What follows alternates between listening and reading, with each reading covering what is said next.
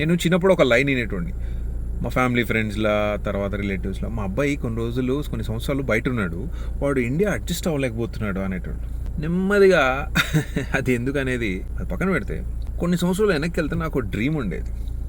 నాకు ఈ పలానా బైక్ కావాలి అని స్కూల్లో అడిగేటండి. అరే పెద్ద అయినాక సంపాదించి కొనుక్కోరా అంటండి. నాకు ఈ కార్ కావాలి అనేటండి. అంటే ఆ కార్ల పిచ్చి ఎట్లుండే అంటే, కాలేజ్లోకి వచ్చినాక ఎవరన్నా, నేను ఒక ఫ్యాన్సీ కాలేజ్ పోయినా, మెడికల్ కాలేజ్కి. ఆ టైంలో ఆ జమానాలో అది పెద్ద మంచి కాలేజ్ ఉండే. సో అక్కడ ఏంది, you name the fancy car that is release in the market, అక్కడ కొనేసేవాళ్ళు ఎవరోళ్ళు. సో నేను కూడా అనుకుంటాను, బై రెడ్ కొన్నాడు నేను బ్లాక్ కొనాలి, ఇటు బ్లాక్ కొన్నాడు నేను వైట్ కొనాలి. ఈవెన్చువల్లీ అది అవ్వలే అప్పుడు. లైక్ మెనీ ఆఫ్ అస్, నేను పాస్అవుట్ అయిన తర్వాత చాలా కష్టపడి డబ్బులు సంపాదించుకొని సేవ్ చేసుకొని ఇవాళ నేను ఇండియాలో ఒక బిగ్ ఫ్యాట్ ఫ్యాన్సీ కార్లో తిరుగుతాను. బట్ ఫ్యాక్ట్ ఏంటంటే, నేను ఈ కార్ తీసుకొని ఒక 10 నిమిషాలు అవుతుంది బయలుదేరి కార్ని ఎంజాయ్ చేయలేకపోతున్నాను. ఎందుకు చెప్పనా, ప్రతి 10 అడుగులకు ఒకడు లెఫ్ట్ నుంచి వస్తాడు, ఒకడు రైట్ నుంచి వస్తాడు, వాడు చెయ్యి ఎత్తి మరీ వెళ్ళిపోతాడు, ఇంకోడెవడో ఆటో నడుపుతూ ఆపేస్తాడు, ఇంకోడెవడో క్యాబ్ వేస్తాడు, హెడ్ లైట్లు వేసి మొహాన కొడతాడు. డేలో ట్రాఫిక్ సతాయిస్తుందంటే రాత్రులు వైట్ ఎల్ఈడీలు ఇంత పెద్ద పెద్ద.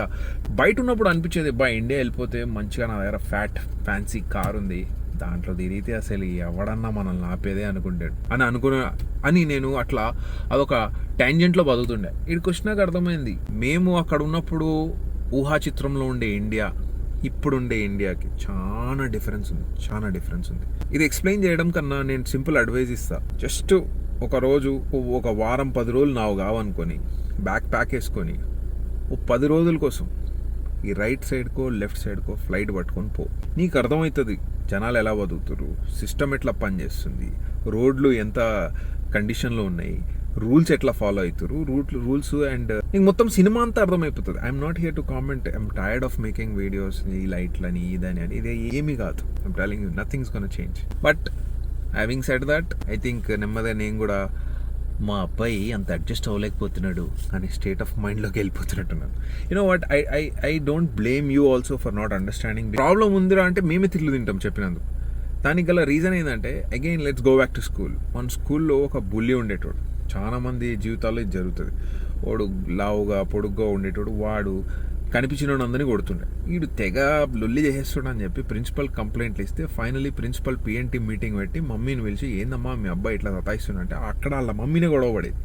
ఇంకా అవ్వదు తెగదని చెప్పి ప్రిన్సిపల్ దండం పెట్టేసి, ఇంకా ఏమవుతుందో నీ ఇష్టం అమ్మ, నేను చెప్పినా సరే ఓ అంటాడు.